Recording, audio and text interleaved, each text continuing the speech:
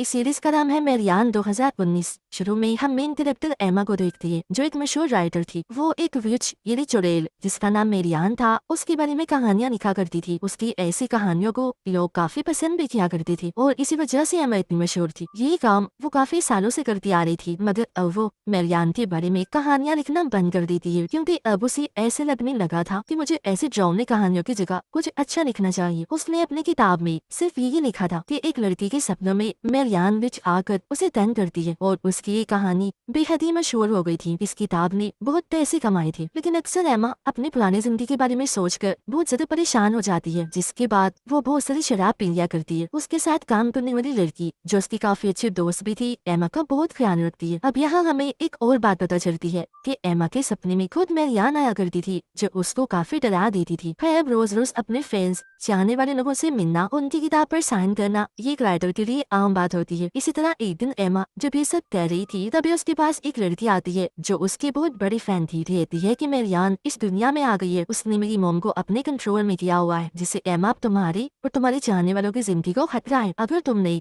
Marian के बारे में लिखना बंद कर दिया तो सब मारे जाएंगे। यहाँ पर नोट करने वाली बात ये थी कि इस लड़के की माँ ही एमा को सपने में डरा रही थी, यानी कि मेरियान की आत्मा उसके अंदर थी। फिर इन बातों पर एमा को यकीन नहीं आता, इसलिए वो लड़की खुद अपनी जान ले लेती है अपनी बात को सही साबित करने के लिए और साथ ही एक लॉकर छोड़ती है ये कहकर कि ये मेरी मोम को दे देना। इस हादसे के बाद एमा को अपने मोम डैड की फिक्र हुई। अपने घर फोन करती है पर कोई भी फोन नहीं उठाता क्योंकि वो कई सालों से अकेली रह गई थी, घर नहीं गई। इस बात को लेकर अब वो थोड़ा परेशान हो जाती है। अपने साथी को लेकर अपने टाउन जाती है जहाँ पर उसके मोम डैड सही सलामत थी। वो उनके साथ रात गुजारती है और अगली सुबह उस फैन की मोम से मिलने जाती है जिसने अपनी जान ले ली थी। यहाँ आकर एमा को पता चला कि सच में उस लड़की की मोम के अंदर मेरियान की आत्मा है जो एमा से कहती है कि तुम्हें मेरे बारे में लिखते रहना होगा, अगर तुमने ऐसा ना किया तो अच्छा नहीं होगा, मैं तुम्हारे मोम डैड को मार दूंगी। अब यहाँ एमा की मुलाकात अपने बचपन के दोस्तों से होती है जो काफी सालों बाद एमा से मिल रही थी। इन चारों दोस्तों से एमा को बहुत प्यार था, खास तौर पर अपने एक मेल फ्रेंड से जिसकी अब शादी हो गई थी। खैर एमा अब कुछ नहीं दिखती, इसलिए उसके मोम डैड गायब हो जाते हैं जो उस पर रियान का ही काम था। काला जादू करके मेरियान की आत्मा सभी लोगों को अपने कंट्रोल में किया करती थी। यहाँ हमें एक चमड़ी से बनी पोटली भी दिखाई जाती है जिसका मतलब ये था कि वो जहाँ पर भी होगी सबको अपने कंट्रोल में करती रही थी। एमा अब फिर से अपनी कहानी लिखना शुरू करती है और जो भी वो लिख रही थी सब कुछ सच होता जा रहा था, जिसके फौरन बाद एमा की मोम खुद ब खुद घर वापस आ गई। पर उनकी हालत बहुत खराब थी क्योंकि अभी भी वो मेरियान के कब्जे में ही थी और एमा को बुरा भला बोलने लगती है। लेकिन यहाँ उसके डैड अभी भी गायब थे क्योंकि मेरियान चाहती थी कि एमा अभी भी उसके बारे में लिखती रही। यहाँ पर अब उसकी मदद एक इंस्पेक्टर करता है जो काले जादू के बारे में बहुत अच्छे से जानता था और एमा का बहुत अच्छा दोस्त भी था। लेकिन यहाँ पर अजीब बात ये थी कि मेरियान दिन में भी लोगों के दिमाग को अपने कब्जे में कर सकती थी और जो चाहे वो नजारा दिखा सकती थी। अब एमा के इस टाउन में आते ही हम समझ पाते हैं कि आखिर हुआ क्या था, मेरियान भी कौन थी और बार बार एमा के सपनों में क्यों आती थी। तो मेरियान 1587 में ट्यूसडे के दिन पैदा हुई थी और जब वो 7 साल की हुई तो उसका घर जलकर राख हो गया, जहाँ से सिर्फ मेरियान और उसकी बिल्ली ही बाहर आई। फिर मेरियान को उसकी बहन ने पाल पोस कर बड़ा किया, मगर वो जगह भी जल्दी खत्म हो गई। यहाँ पर अजीब बात ये थी कि सब मारे गए, सिर्फ मेरियान और उसकी बिल्ली ही बच गई। फिर 17 साल की उम्र में उसकी शादी हुई, उसका एक बच्चा भी हुआ। पर जब वो 3 साल का हुआ तो मेरियान ने खुद ही उस बच्चे को आग के काफी नजदीक रख दिया जिससे वो जलकर मारा गया। इसके बाद उसके 2 और बच्चे हुए, लेकिन उन्हें भी एक दिन वो घने जंगल में ले गई। लेकिन जब वापस आई तो उसके साथ उसके बच्चे नहीं थे, वो अकेली थी, जिसका मतलब था कि उन्हें भी मेरियान ने मार दिया होगा। और उसने बहुत ही खतरनाक काम किया, उसने अपने हस्बैंड का गला काट दिया और शैतान के सामने उसके साथी डीमन से शादी कर ली। यानी कि मेरियान शुरू से ही काले जादू जैसे काम किया करती थी, मगर फिर उसे प्रीस्ट और कुछ लोगों ने पकड़ लिया क्योंकि उस जगह पर बहुत सारे बड़े और बच्चे माने गए थे। फिर सब ने मिलकर उस पर क्रॉस वाला कपड़ा लगाकर उसे लटका दिया, मगर मेरियान का कहना था कि मैं कभी हार नहीं मानती, आने वाले वक्त में मैं दोबारा आकर तुम लोगों और तुम्हारे बच्चों को तंग करूंगी क्योंकि मैं खाली हाथ कभी नहीं जाती, हमेशा अपने साथ कुछ न कुछ लेकर जाती हूँ। तो अब उसे 15 फीट जमीन के नीचे दबा दिया गया और उसने जो डीमन से शादी की थी वो एग्रीमेंट भी साथ दफन कर दिया ताकि उसे जलाया जा सके। प्रीस्ट उसे जगाने में नाकाम रही तो ऐसे उसे दफन कर दिया गया, यानी कि मेरियान को ठीक तरह से कभी खत्म नहीं किया गया था। उसकी कब्र बिल्कुल एमा के घर के सामने थी, इसलिए बचपन में एक बार एमा उसके पास गई जहाँ छोटा सा सुराग था। उसने जब सुराग के अंदर देखा तो एक अजीब सी आवाज सुनाई दी कि मेरियान उसके जरिए दुनिया में आना चाहती है, यानी कि मेरियान ने एमा को ही चुना था कि वो ही इसे इस दुनिया में दोबारा लाई थी। तो तब से एमा को मेरियान की डरावने सपने आने लगे। बचपन से वो मेरियान को अपने सपनों में देख रही थी, तो जब थोड़ी बड़ी हुई तो इस सब के बारे में उसने अपने दोस्तों को बताया। वो सभी मिलकर रात के वक्त मेरियान की आत्मा को बुलाने का जादू करती है, जिसमें वो कामयाब रही। पर मेरियान की आत्मा एमा के अंदर आकर सबको डरा रही थी, जिससे यहाँ पर उसकी दोस्तों बहुत ज्यादा डर गए और एमा से बात करना भी बंद कर देती है। अब जब मेरियान की आत्मा उसके अंदर आई तो उसने एमा के दोस्तों को ये कहा कि तुम सब जिनसे प्यार करती हो उन सबको मुझसे खतरा है। जिसके बाद जो दोस्त एमा से बात नहीं कर रही थी, एमा उससे बात करने के लिए उसकी छोटी बहन के पास स्कूल में जाती है ताकि उसके जरिए बात कर सके, जहाँ पर उस बीच मेरियान ने आकर उसकी दोस्त की बहन को मार दिया। और ये सब कुछ एमा अपनी आंखों से देख चुकी थी, पर इस बारे में एमा ने किसी को कुछ भी नहीं बताया क्योंकि वो इस हादसे की वजह से बहुत डर गई थी। एमा अब चर्च में जाकर फादर से मिलती है। फादर उसे बताते हैं कि मेरियान की आत्मा तुम्हारे साथ जुड़ चुकी है और वो इतनी आसानी से तुम्हारा पीछा नहीं छोड़ेगी। अगर तुम सबकी बधाई चाहती हो तो ये टाउन छोड़कर चली जाओ। अब एमा जानबूझकर अपने टाउन में बुरे बुरे काम करने लगी, जिस वजह से उसके मॉम डैड ने उसे बाहर भेज दिया और फिर वो एक मशहूर राइटर बनी। और यही वजह थी कि वो अपने इस पास्ट की वजह से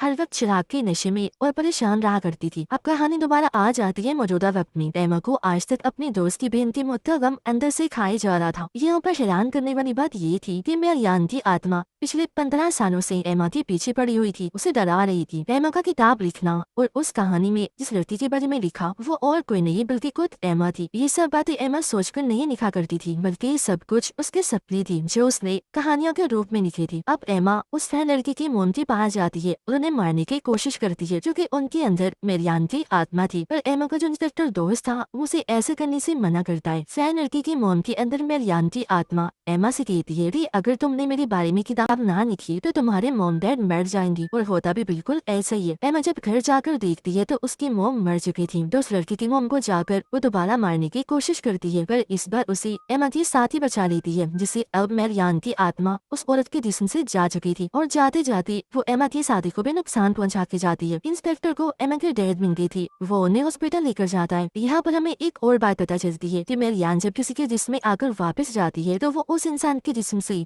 कोई न कोई चीज लेकर जाती है, जैसे कि उस औरत के जिस्म से निकलने से पहले वो उसकी आंखें ले गई और उसको अंधा कर दिया। एमा अब उस औरत से दोबारा मिलती है जो नॉर्मल हो गई थी। कहती है कि तुम्हें उसके बारे में लिखते रहना होगा, अभी तुमने लिखना छोड़ दिया तो वो सबको मार देगी या फिर मेरी तरह सबको नुकसान पहुंचाएगी। ये सब कुछ सुनकर एमा काफी परेशान हो गई। तो इंस्पेक्टर ने इस केस की अच्छे से जांच की। वो एमा से मिलकर उसे बताता है कि जो कहानियाँ तुमने अपनी किताब में लिखी है ऐसा कहीं न कहीं जरूर हुआ है, जैसे बालों ने पूरे बेसबॉल टीम को मार दिया। वहाँ पर सबका ये कहना था कि हमने बानू को बोलते हुए सुना, जिसका मतलब था कि ये सारी कहानियां मेरियान एमा से लिखवा रही थी, जिससे ये सब असल दुनिया में सच हुआ करता था। ऐसा इसलिए होता था कि जो भी मेरियान के बारे में पढ़ता था वो उसके बारे में ही सपने देखता था। उसके बारे में जो जितने ज्यादा सपने देखेगा मेरियान उतनी ही ताकतवर होगी और बाकी जो लोग मारे जाते थे उनसे तो उसे ताकतें मिलती ही थी। और इस तरह से मेरियान ने एमा से खुद को जोड़ लिया था। यहाँ पर एमा का इंस्पेक्टर दोस्त ये प्लान करता है कि हम सब मिलकर मेरियान विच को उसके असल नाम मेरियान से बुलाएंगे, जिससे उसे आना ही होगा क्योंकि विच अपने असली नाम को जुटला नहीं सकती। पर मेरियान ने इस बीच एमा के 2 दोस्तों के बच्चे चुरा लिए थे ताकि वो एमा को ब्लैकमेल कर सके। उसके सभी दोस्त वापस उसी नाइट हाउस में जाती है जहाँ पर 15 साल पहले इन्होंने मेरियान को बुलाया था जादू करके। अब इससे पहले वो उसे दोबारा बुलाते वो एमा की साथी के अंदर आ गई जो हॉस्पिटल में थी, जिसको वहाँ पर एमा फिर डेरेक ने भी देख लिया था। वो नर्स को मारने ही वाली थी, पर तभी वो दोस्त मेरियान को बुला लेती है और वो एमा की साथी को छोड़कर चली जाती है।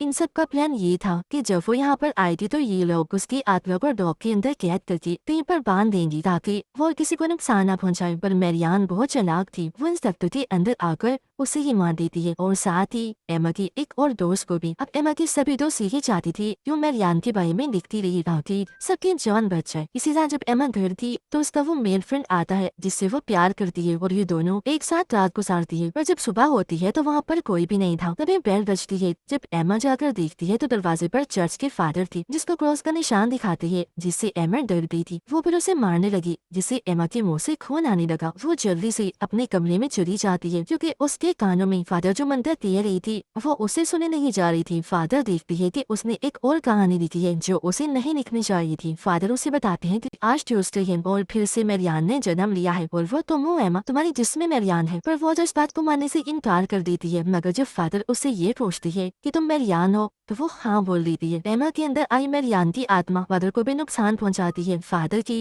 एक पाँव पर गोली मारकर। और कहानी में हमें यही दिखाया गया है कि जिसके भी जिसमें मेरियान होगी वो इस बात को नहीं जुटा सकता कि वो मेरियान नहीं है। एमा को खुद भी ये बात पता चल रही थी कि उसके अंदर मेरियान की आत्मा आ चुकी है जो अब उसे अपने साथ हेल जहन्नुम में जाना चाहती थी। वो एमा को अपने कब्र की तरफ ले जाती है। उस तो मेरियान की लाश मिलती है जो अब तक बिल्कुल सही सलामत थी। वो एमा को कहती है चलो मेरे साथ मेरी दुनिया में। उधर असल दुनिया में एमा की तो समझ गई थी कि वो खतरे में है। वो एमा के घर जाकर उसके गले में अपना एक ताकतवर लॉकेट पहना देती है जो उसकी जान बचा सके। क्योंकि एमा का जिस्म इस दुनिया में था, सिर्फ उसकी आत्मा मेरियान के साथ हेल में जा रही थी। जिससे होता ये है कि हेल में एमा उसके साथ जाने से मना कर देती है। मतलब एमा अब अपने होश में आ गई थी। एमा खुद को मारना चाहती थी ताकि उसके साथ साथ मेरियान भी खत्म हो जाए, पर मेरियान उसे रोक रही थी। उधर फादर भी मेरियान की कब्र के पास पहुंचकर आग लगाना चाहती थी ताकि वो एमा को बचा सके। उधर मेरियान की दुनिया हेल में एमा के पास बिस्वा बैग था जिससे वो मेरियान की आत्मा को मारती है और असल दुनिया में उसकी दोस्त एमा को बचा लेती है